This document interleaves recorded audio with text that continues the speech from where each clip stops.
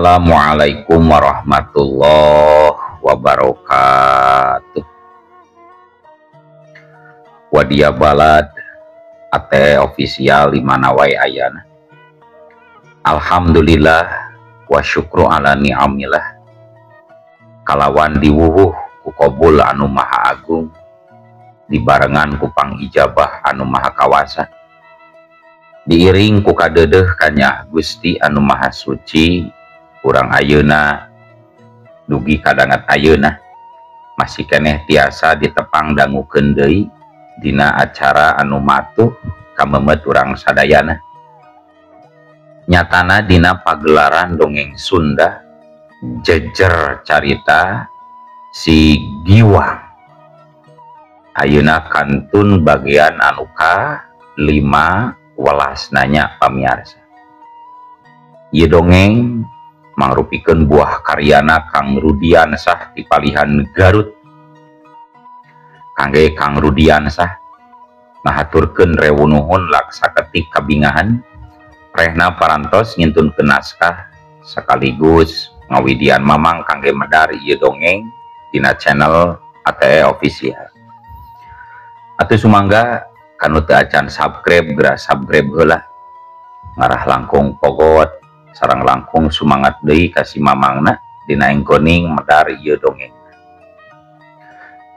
Ing hilap di like di komennya nu saseueur-seueurna. Lainna naon, mamang masok bingah kitunya. Upami maosan komentar-komentar ti para wargi sadayana teh. Kalintang bingahna deui, upami mah link video mamang ieu dipangeserkeun atanapi dipangbagi. Atuh ngartenya kolong tingana waktu sumangga ayeuna mah urang lajengkeun deui dongeng si Giwang bagian anu ka 5 welasna.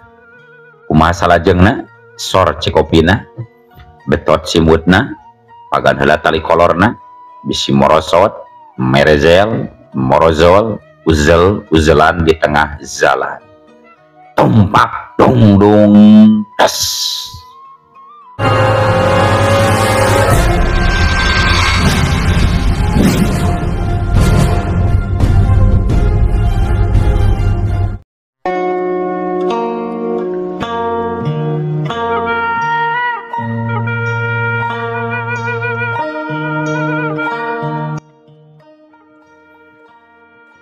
Harita Ambu Sulasmi jadi nangtukeun sikapna pikeun ngalayanan kana maksud ki gebleg anu arek nindak ka dirina.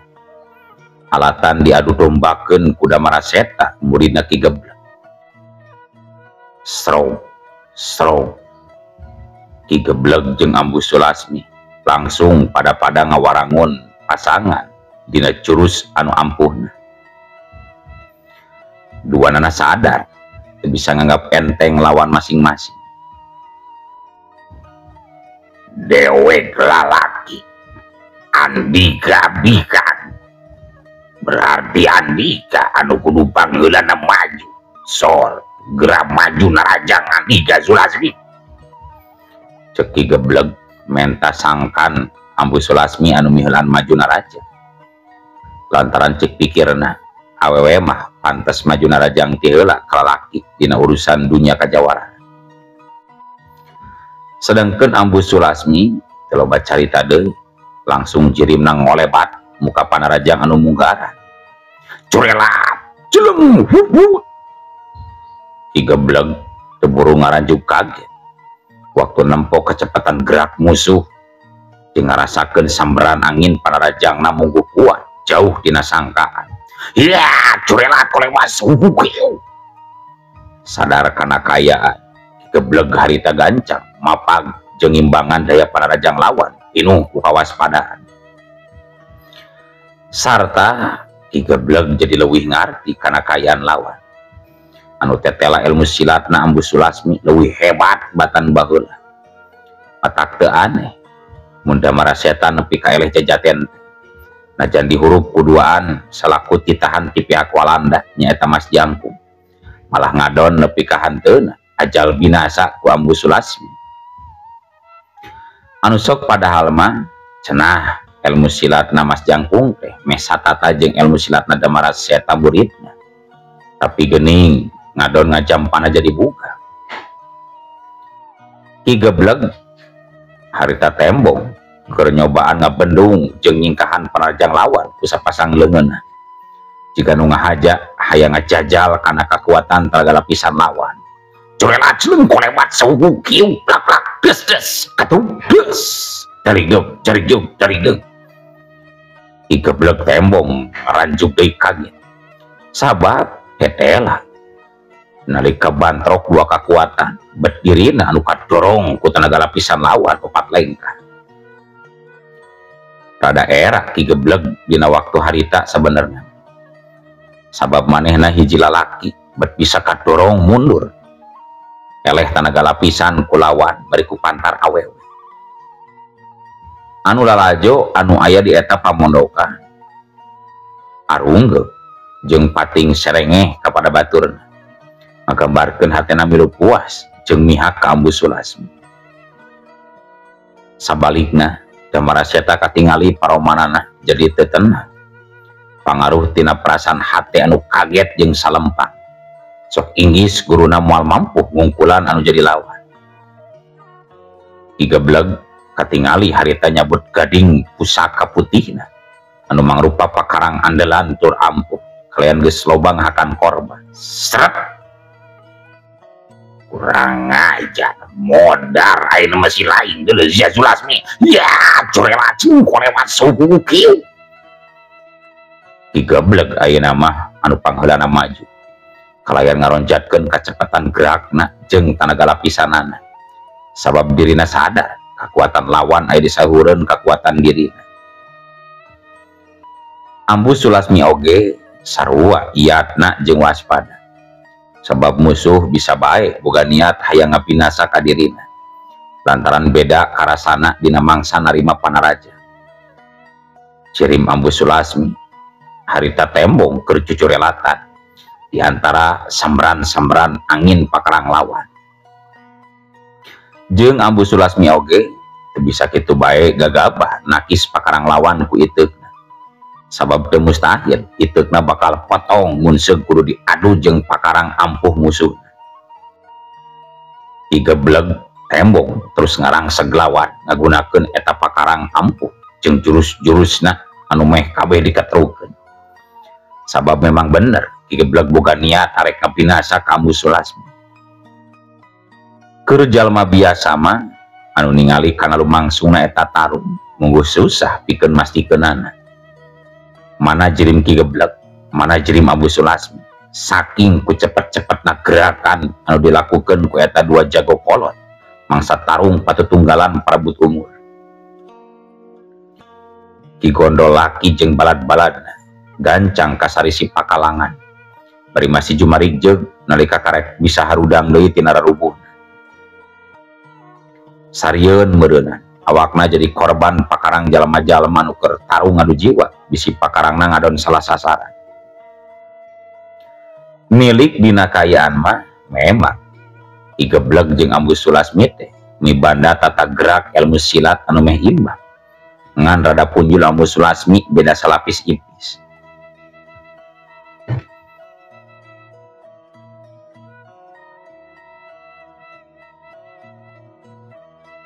Harita Ki Gebleg sateka pola ngimbangan kecepatan gerak lawan sekaligus sayang bisa ngasupkeun panarajangna kana sasaran, tapi panarajangna ngadon loba ngeplos ngahakan tempat kosong.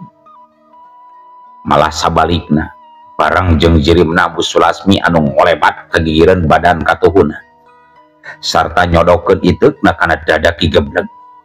Ki Gebleg geus teu bisa nyempatkeun deui diri pikeun nyingkahan eta panarajang ngajadikeun Ki Gebleg ngagerok kaget jeung nyeri bari awakna ngabangkieung ka tukang sabaraha lengkah.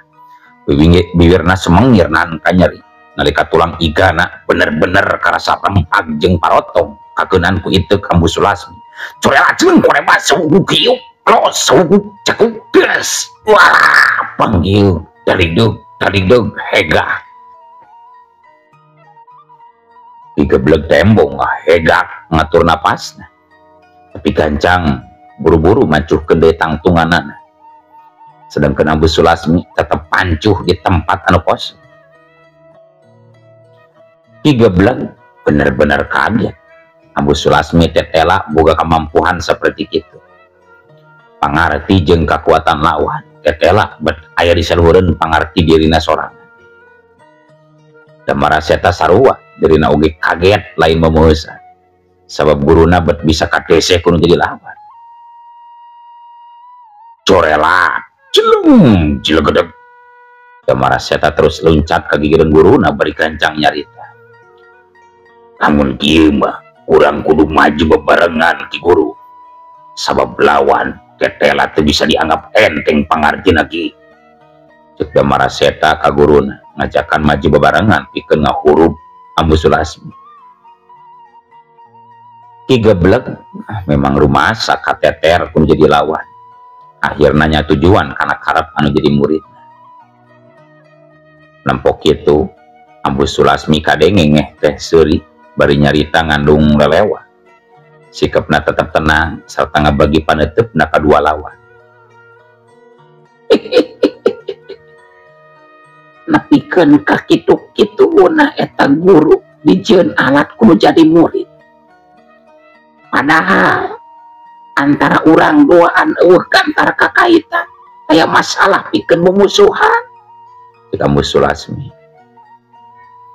Damaraseta jingana bae embung kapiheulan abar cumarita kudu jadi guru.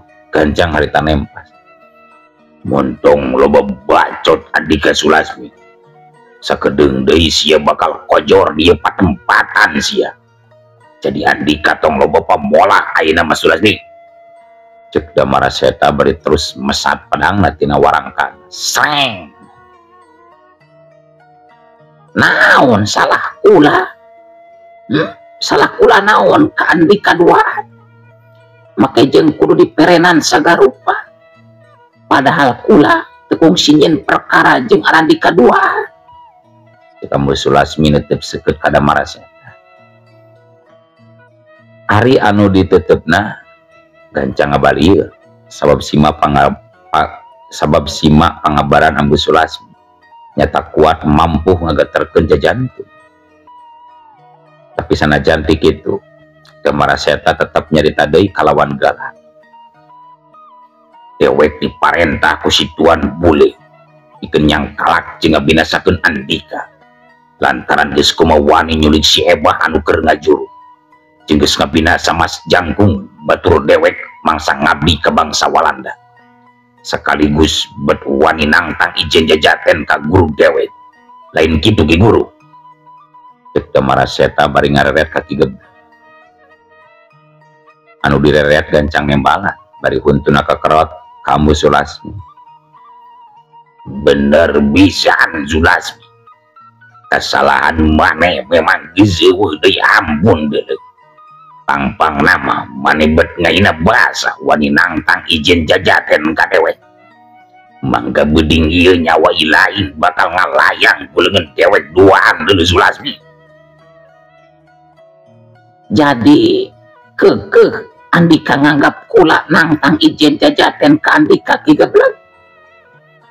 Alah, mana teuing aya bangsa ngaku. Sidik bener maneh teh nangtang ijen jajaten ka Ki Guru. Ayo Ki Guru, cuang pindo deui eta mangluk teh. Urang rembug kuduaan. Awakna urang recasing nepikeun ka bubuk Ki Guru. Ceuk Damaraseta teu sabareun jigana teh hayang gara-gara maju bebarengan serta ningali lawan aja. Sedangkan Ki Gebleg keur galecok ngomong sorangan dina jero hate. Nah bener gitu. Aing diadu dombakeun ku si Damaraseta. Sabab sakanyaho aing mah ti baheula oge si Sulastri atawa si Sulasmi sok jujur tara ngabohong ngomong. Tapi geus kagok borontok kapalang caramah. Aing tetep bakal ngabela murid kalaku mau. Itu garecok hatena Ki Gebleg. Ki Gebleg katingali harita ngalengkah maju bari terus ngawangun pasangan dina jurus-jurus anu leuwih ampuh. Damaraseta katingali nyerengeh seuri lantaran sugema. Lumeh guruna tetap terobah pemadagan, tetap dikeneruskeun deui tarung. Sedangkan Ambu Sulasmi katempuk sikapna tetap tenang, bari saya gadai diri pikeun rauskeun hanca tarung. Sarta saterusna kadenge guru jeung murid meh bareng pating gorowok handaruan. Disusul kedua cirimna anu pating belesat pating jorelat laluncatan katut pakarangan anu pating kurilap ngarah kana sakujur badan lawan. Ya jorelat cileng kurilap kolewat. Damaraseta matakeun pedangna ngarah kana cangkeng katut suku lawan. Sedangkan Ki Gebleg ngalampangkeun siseukeut besi mencosna anu nerap dina pusaka gading putih ngarah kana beuheung katut keunggerong Ambu Sulasmi. Eta dua panarajang teh mungguh luar biasa hebatna. Matak nyantarkeun jalma nu lalajo jeung mihak Ambu Sulasmi. Ambu Sulasmi anu ditarajangna tembong cucuralitan ka tukang nyingkahan serangan-serangan musuh anu tambah galarang jeung bayangan bae tindakan. Siut celuge di antara tilu cirim anu keur tarung kadenge sora nu pating celeger disusul ku maluncatna taneuh waktu kahebos ku kakuatan anu keur tarung. Corelat kolebat plos. Jirim Ambu Sulasmi bekilila beki tambah cepat baik gerakanan. Kokolebatan lir umpama kalangkang bangsa ngaronjatkeun ilmu pangenteng badan. Ki Gebleg jeung Damaraseta beki tambah penasaran bae hatena. Lantaran lawan waktu dihurup kuduaan tetela masih tetap linghas jeung tapis gerakanana can mampu pikeun dirubuhkeun. Malah kejadian saterusna kadenge Damaraseta ngagerok kaget jeung nyeri nalika iga purungna kabeunangan kutejehan lawan datangna meh teu kanyahoan. Ieu cekuk wah panggieun dari deug ningali muridna ngapanggieun ka tukang bari kadenge ngagerok.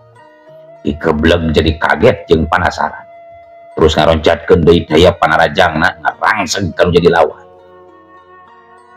Tapi Ambu Sulasmi sabenerna mah memang geus bisa ngukur nepi ka mana tahapan ajen pangarti lawan. Tur taya deui pilihan pikeun ngarubuhkeun musuh iwalti kudu ku cara ngagunakeun ajian ilmu banyu panglumpuraga.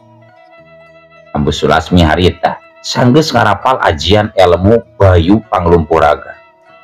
Cirimna terus ngojorelat katukangeun badan lawan bari leungeun katuhna meta meupeuk punduk musuh dibarengan ku kakuatan anu ngandung hawa tinggi. Damaraseta ningali eta kayan langsung ngagerok ka guruna di parung jeung kaget. "Ki Guru, awas!" ceuk Damaraseta. "Ngan oro kaya." Ki Gebleg telat manten ngalakukeun tindakan mangsa sadar kana kayaan anu bakal karandapan. Nyaho-nyaho awakna jadi beku jeung niisan sarta bibirna rotok lir umpama anu kabulusan. Corelat jeung kolebasan cekuk tes. Aduh, dikumakeun Dewek Sulasmi diris.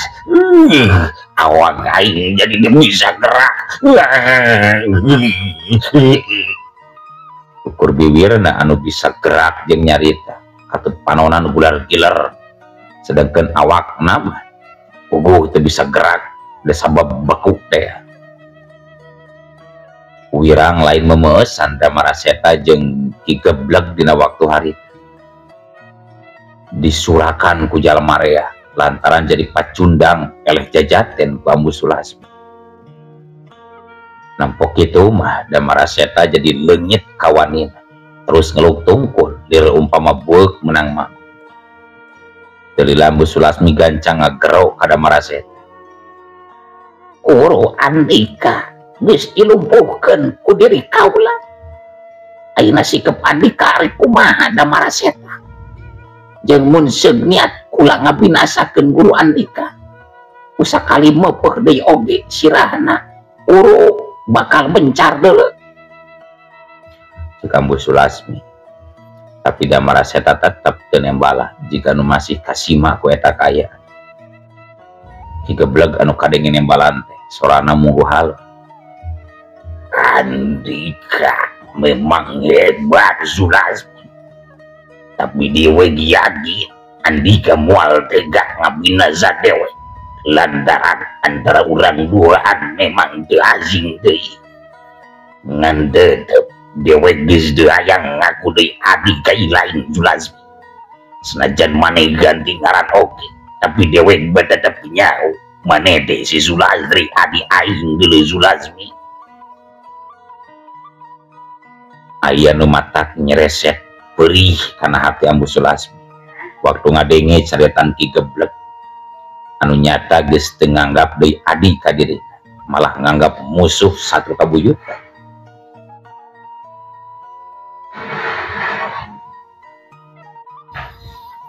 Tapi Ambu Sulasmi gancang nyumputkeun semuna, henteu nembongkeun parasaanana, dumeh kulanceukna di musuhan ti baheula mula tug nepi ka harita.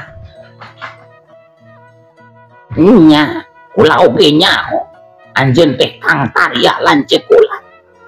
Tapikeun urang duaan memang ditakdirkeun kudu mumusuhan. Alatan beda jalan dina kahirupan. Ukula baris ditarima eta kanyataan karya. Jika Ambu Sulasmi tandes, mun nabi lain Sulasmi, cek Kigeblek nempas. Ambu Sulasmi kadenge nyarita deui ka Damara Seta. Andika masih kena cicing Damara Seta, ngandung harti Andika nitah kula merenan buru sorangan. Jika Ambu Sulasmi bari ngantalkeun tungtung iteu kana panon Kigeblek pikeun ditobroskeun. Tapi taya maksud sanyana ngan ukur ngancam bungkul. Kigeblek embung ari nya mah kudu dipaehan. Gancang ngomong deui ka Ambu Sulasmi. Manehnya andrek tega bati rek mayan gadewek Sulasmi euy. Dia marah ngadon ngajedog bae ziade. Bawa dewek tinggal geni patempatan dulu Damara. Kigeblek ngagero ka Damara Seta murid. Damara Seta gancang nyamperkeun bari ngeleper awakna di barung jeung sieu. Pedangna gancang diasupkeun deui kana warangkan. Iya kuring Ki Guru. Nah, Ki Guru bisa ngalaman seperti kieu Ki. Cek Damara Seta bersemu ngalimbah. Antong lo belajar ida deuleu. Ganjang bawa dewek kabur dia badempatan. Dewek wirang euy, ele jajaten ku pantar awel. Bari di lalajuan ku jalmarea. Gancang tinggal geni badempatan.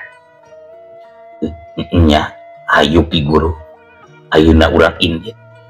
Tapi kaya awak Ki Guru beku. Kumaha cara mulikeunana Ki? Engge deui Damara Seta. Ngeunaan dewek lain bagian maneh anu ngubar. Ayeuna mejuang ini teula di badempatan Damara. Ayo buru indit. Nya atuh ayo Ki Guru. Ayeuna urang indit. Ngan wayahna Ki Guru kudu dianggul ku kuring Ki. Kekungsi nolih deui kanu area di dinya. Damara Seta terus bae indit bari manggul Kigeblek anu teu bisa gerak awakna alatan bek. Anu nyarurakan jeung anu nyengserikeun mah ku Damara Seta jeung ku Kigeblek geus teu didenge. Ngan bati hatena we duanana nyareri ngalentab panas lantaran pihakna teu nguntungkeun. Sebalikna Ambu Sulasmi timiti harita keluarga lembur Jatiwareng katut ku pihak Gondolaki, katut kuno boga pamondokan. Jadi dihormat jeung dianggap pahlawan. Dumeh geus 2 kali. Tempatna jadi aman waktu aya jalma nu arek ngacaukeun di eta patempat. Ngaran Ambu Sulasmi jadi sabibir hiji jeung bahan bukur catur urang lembur. Malah beja pabeja-beja ngaran Ambu Sulasmi jadi pada nyebut Gimeh unggal lemburan jeung tempat-tempat sejen. malah ngeunaan ajalna Mas Jangkung oge teburung nepi bejana ka pihak company sarta ka Nyi Romlah pamajikanna atuh puguh we lain deui tunggarana Nyi Romlah waktu ngadenge salakina ajal binasa ku jalma nu ngaran Ambu Sulasmi. Antukna dina hiji poe Nyi Romlah nangtukeun sikapna keun lunta neangan jalma nu ngaran Ambu Sulasmi. Nyi Romlah memang seeutik gedena boga pangabisa sabab ku Mas Jangkung sok rajeun dilatih kanuragan mun keur nyalsu atak wajar we mun ayeuna ludeungeun teh tumampah jauh temelang aya nu megat di jalan sabab boga pangabisa seeutik-eutik. Nyi Romlah luntana teh bari jeung mawa bedog diselapkeun di balik bajuna anu singsa ngan waktu ngaliwat ka pelebah tempat anu sunyi Nyi Romlah teu sadar yen harita aya opat pasang panon lalaki cunihin keur ngarawaskeun jeung nuturkeun kana satiap lengkah sukuna Nyi Romlah katayapan rada angga. Eta opat urang lalaki teh jelas boga niat teu hade ka Nyi Romlah. Cek lalaki nu pangkolotna minangkana kokojo di antara nu tiluan kadenge ngomong ngatur siasa milik euy milik di tempat kieu aya oge anu bahenulnya euy jadi hayang nangkep jeung ngagalentoran we dewek mah euy urang cangkalak juah sanu nyaho eta wanoja teh daikeun ka urang Kang tembal baladna bari kumaha di barung ngabaseuhan bibirna kulet satuju tapi marane tiluan anu bagian yang kalak eta wanoja sedangkeun ke dewek anu bagian naranjangan jeung rumpakanna euy licik ari kitu mah Kang ngeunah di Kang genjul we eta mah rugi dikuring tiluan bener telur tembal baladna nu seje sieun teu kabagean numpakan awe geus. Atuh bener pisan rugi urang teh bagian yang kalak kungkul mah nya sing adil lah sing adil. Si genjul nyerenges seuring ngadung harti pok deui nyarita ka batur tenang euy tong sieun teu kabagean jatah engke marane oge dibere giliran sekali sewa. Cek si genjul teu leumpeuleum tapi nalika keur kitu nah atuh hari ujung-ujung eueuh waktosna kabujeng see wadia balad ATE official keun atunya ya dongeng teh kurang cekapkeun we heula dugi ka dieu. Insyaallah enjing pageto baris dilajengkeun deui atuh ku kitu ku kieuna mamang saja amit mungkur amit mundur dipayuneun para wargi sadaya. Hayu assalamualaikum warahmatullahi wabarakatuh.